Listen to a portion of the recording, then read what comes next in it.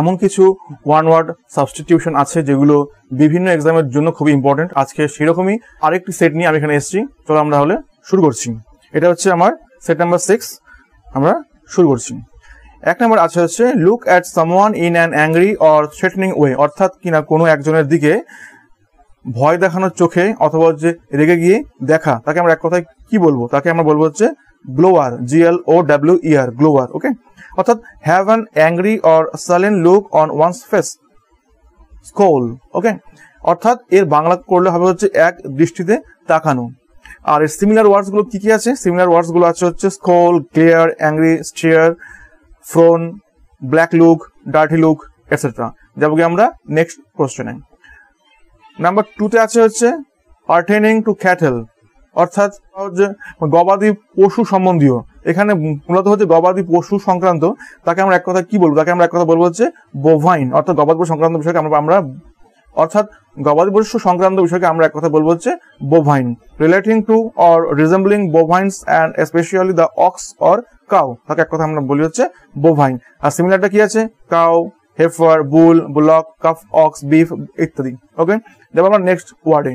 Number 3 তে আছে হচ্ছে one who can not speak, যে কথা বলতে পারে না, তাকে আমরা এক কথা কি বলবো? তাকে আমরা বলবো হচ্ছে ডাম, অর্থাৎ যে কিনা temporarily unable or unwilling to speak, অর্থাৎ যে কিনা আপাতভাবে কথা বলতে অনিচ্ছুক বা কথা বলতে অক্ষম, তাকে আমরা বলি হচ্ছে বোবা, অর্থাৎ ডাম। আর সিমিলার ওয়ার্ডস গুলো আছে হচ্ছে speechless, tongue tied, wordless, silent ইত্যাদি। যাবো আমরা নেক্সট ওয়ানে। নাম্বার 4 এ আছে a post with little work but high salary, অর্থাৎ এমন কোন পোস্ট যেখানে কিনা খুব অল্প কাজ কিন্তু তার স্যালারি অনেক, সেই ধরনের পোস্টকে বা সেই ধরনের যে পোস্ট হয় তাকে আমরা কি বলবো? তাকে আমরা বলবো হচ্ছে sinecure. Okay, position requiring little or no work but giving the holder status of or financial benefit, অর্থাৎ এমন একটা পোস্ট যেখানে কিনা একেবারে কাজকর্ম কম কিন্তু তাকে অনেক বেশি স্যালারি দেওয়া হয় এবং তার কিনা আর্থিক উন্নতি অনেকখানি হয়, এই ধরনের যে পোস্ট হয় তাকে আমরা বলি হচ্ছে সাইনিকিউর। ওকে, অর্থাৎ কর্মভারহীন পদ, মানে কাজ নেই কিন্তু একটা পোস্ট আছে। আর সিমিলারটা হচ্ছে সফট অপশন ইত্যাদি। যাবো কি আমরা নেক্সট ওয়ানে।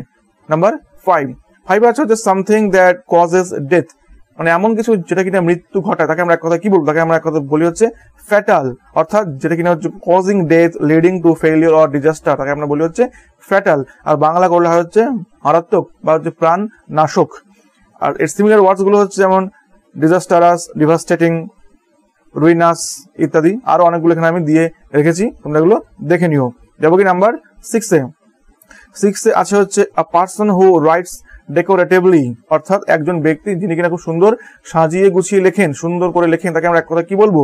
তাকে আমরা বলি হচ্ছে ক্যালিগ্রাফার, অর্থাৎ ক্যালিগ্রাফার হচ্ছেন ওই সমস্ত ব্যক্তিরা প্রফেশনাল কপিস্ট অর এনগ্রোসার, অথবা one who practises the art of calligraphy, decorative handwriting or handwritten lettering, তাকে আমরা বলি হচ্ছে ক্যালিগ্রাফার। ওকে, অর্থাৎ যিনি খুব সুন্দর করে লেখেন, মানে বাংলা করলে হয় খোশনবিশ, এটা আর কি আছে গুগলে।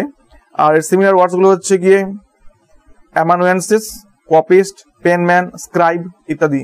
যাবো আমরা নেক্সট ওয়ান, নাম্বার 7 এ।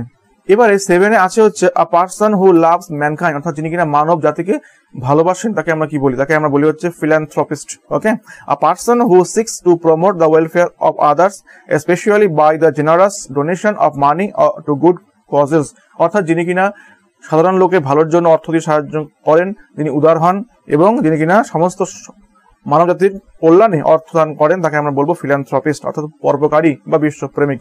এবং এর সিমিলার ওয়ার্ডস গুলো হচ্ছে গিয়ে বেনিফ্যাক্টর, বেনিফ্যাক্ট্রেস, হিউম্যানিটেরিয়ান এটসেট্রা, বা প্যাট্রন, প্যাট্রোনেস, ডোনার এটসেট্রা।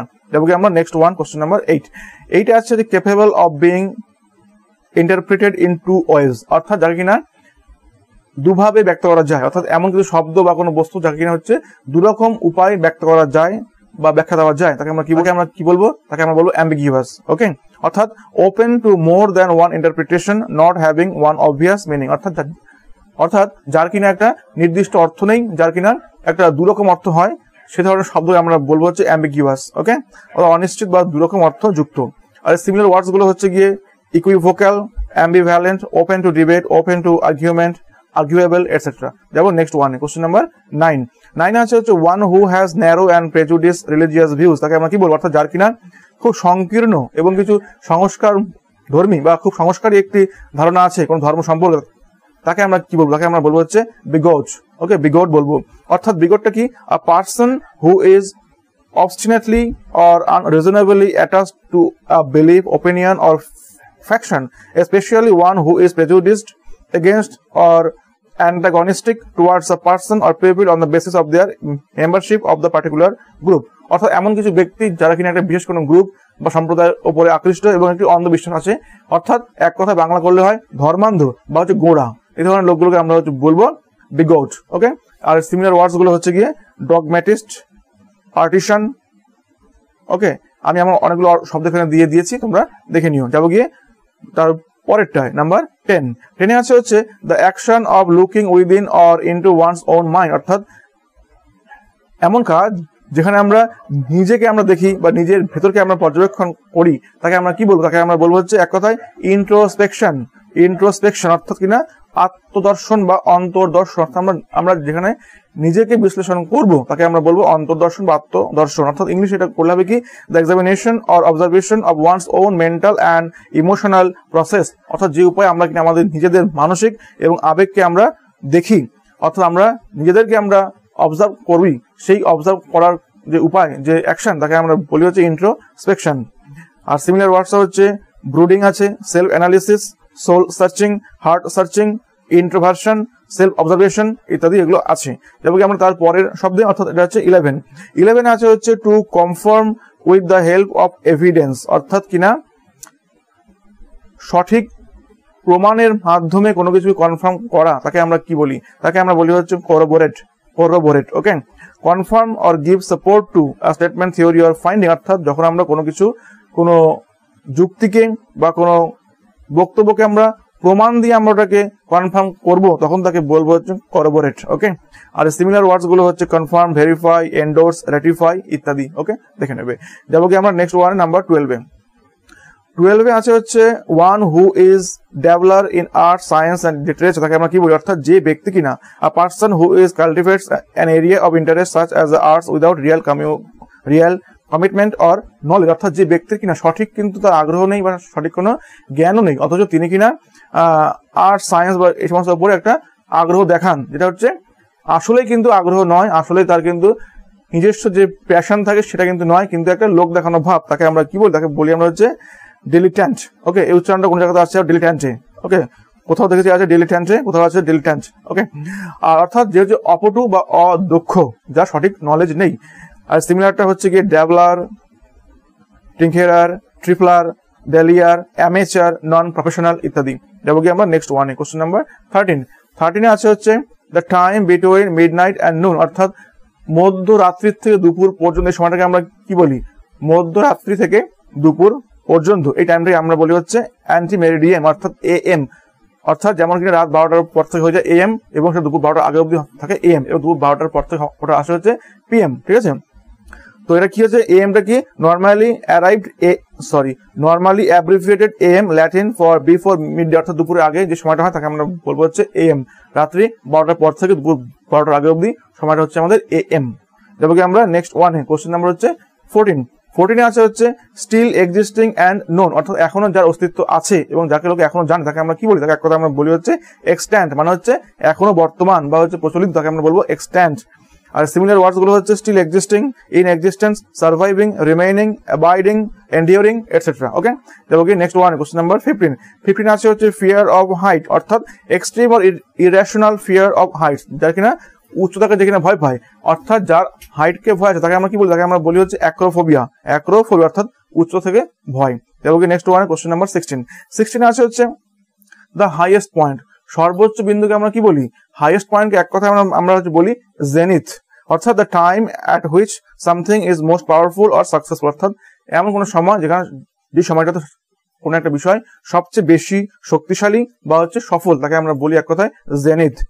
বা এমন হয় the point in the sky or celestial sphere directly above and observe, অর্থাৎ যখন কোনো ব্যক্তি অবজার্ভ করছেন কোনো আকাশকে, তখন তার ঠিক উপরের যে সর্বোচ্চ যে বিন্দুটি হয় তাকে আমরা বলবো জেনিথ। ওকে, অর্থাৎ সর্বোচ্চ বিন্দু বা সর্বোচ্চ সীমা। যাবো কি নেক্সট ওয়ান, কোশ্চেন নাম্বার 17।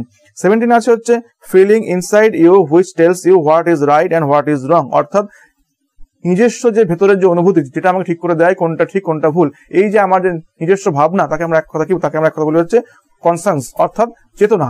অর্থাৎ আমাদের যে চেতনা ওটা আমাকে ঠিক করে দেয় যে কোনটা সঠিক কোনটা ভুল, এটা এক কথা বলবো হচ্ছে কনসাস। ওকে, আর ইংলিশে এটা হবে কি a person's moral sense of right and wrong viewed as acting as a guide to one's behaviour. অর্থাৎ কোনো ব্যক্তি যখন নিজে এটা বোঝেন তার যে সেন্স কোনটা ভুল কোনটা ঠিক, এই যে তার অনুভব করার যে সেন্স তাকে আমরা এক কথা বলি কনসাস অর্থাৎ চেতনা।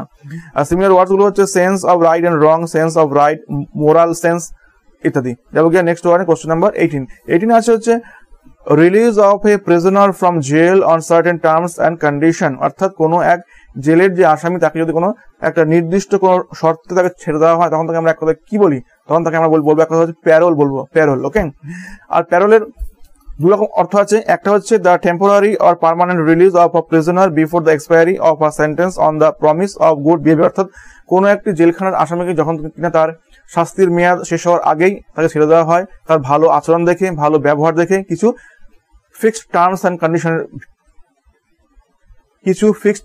কন্ডিশনের ভিত্তিতে, তখন তাকে আমরা বলি হচ্ছে প্যারোলে ছাড়া হলো। এছাড়া আর কি আছে the actual linguistic behaviour or performance of individuals in contrast to the linguistic system of a community. অর্থাৎ কোন এক সম্প্রদায়ের যে ভাষা হয় তাকেও আমরা বলি হচ্ছে প্যারোল বলি। অর্থাৎ এর দু রকম অর্থ আছে, কিন্তু এক্ষেত্রে এটা হচ্ছে আমার হচ্ছে জেলের আসামির ক্ষেত্রে যে ছেড়ে দেওয়া হচ্ছে।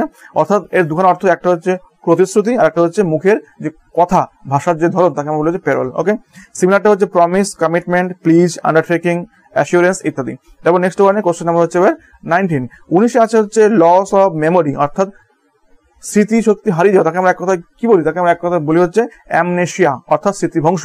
অ্যামনেশিয়া স্মৃতিভ্রংশ হওয়া। Amnesia refers to the loss of memories such as facts, information and experiences, তাকে আমরা বলি হচ্ছে অ্যামনেশিয়া অর্থাৎ স্মৃতি লোপ পাওয়া। আর সিমিলারটা কি, সিমিলারটা হচ্ছে গিয়ে ফরগেটফুলনেস, অবলিভিয়ন, অবলিভাসনেস ইত্যাদি। ওকে, তাহলে এগুলো হচ্ছে অ্যামনেশিয়া। যাবো কি নেক্সট ওয়ানে কোশ্চেন নাম্বার 20 আছে হচ্ছে টু স্ট্রাগল হেল্পলেসলি। অর্থাৎ যখন কিনা আমরা লড়াই করি আর কোনো উপায় নেই, হেল্পলেসলি আর কোনো উপায়, অন্য কোনো উপায় নেই, এমনভাবে আমরা যখন সংগ্রাম করছি তখন তাকে আমরা এক কথা কি বলি, তখন তাকে আমরা বলবো হচ্ছে ফ্লাউন্ডার। অর্থাৎ এর ইংরেজি অর্থ করলে হবে হচ্ছে struggle or stagger clumsily in mud or water. জলকাদার মধ্যে যে স্ট্রাগল করা হয় ওটাকে আমরা বলি যে ফ্লাউন্ডার। এছাড়া struggle mentally show or feel great confusion. অর্থাৎ যখন কিনা আমরা মানসিকভাবে প্রচন্ড লড়াই করছি এবং আমরা ভীষণ কনফিউজ অবস্থা থাকি তখন তাকে আমরা বলি হচ্ছে ফ্লাউন্ডার। বা হচ্ছে বি ইন সিরিয়াস ডিফিকাল্টি, অর্থাৎ কোনো কঠিন কোনো অবস্থায় আমরা আছি তখন তাকে আমরা বলি ফ্লাউন্ডার। অর্থাৎ যিনি কিনা কঠিন অবস্থায় লড়ছেন তাকে আমরা বলবো যে ফ্লাউন্ডার। ওকে, আর সিমিলারটা কি, সিমিলার হচ্ছে কি struggle financially, be in dire states, face financial ruin, be in difficulties ইত্যাদি। এগুলো সবই হচ্ছে গিয়ে স্ট্রাগল হেল্পলেসলি। ওকে, তাহলে আজকের আমার এই ভিডিও এত অবধি ছিল, আর এত অবধি আমার সঙ্গে থাকার জন্য অসংখ্য ধন্যবাদ। আবার দেখা হবে অন্য কোনো ভিডিওতে। তোমরা খুব ভালো থেকো এবং এভাবেই লেখাপড়া করে যাও, আশা করছি তোমরা অবশ্যই সফল হবে। আমার প্রার্থনা থাকলো সবার জন্য, সকলে সফল হও, সকলে খুব ভালো করে পড়াশোনা করা শুরু করো, অবশ্যই তোমরা সফল হবে। খুব ভালো থাকবে। Thank you so much, thank you.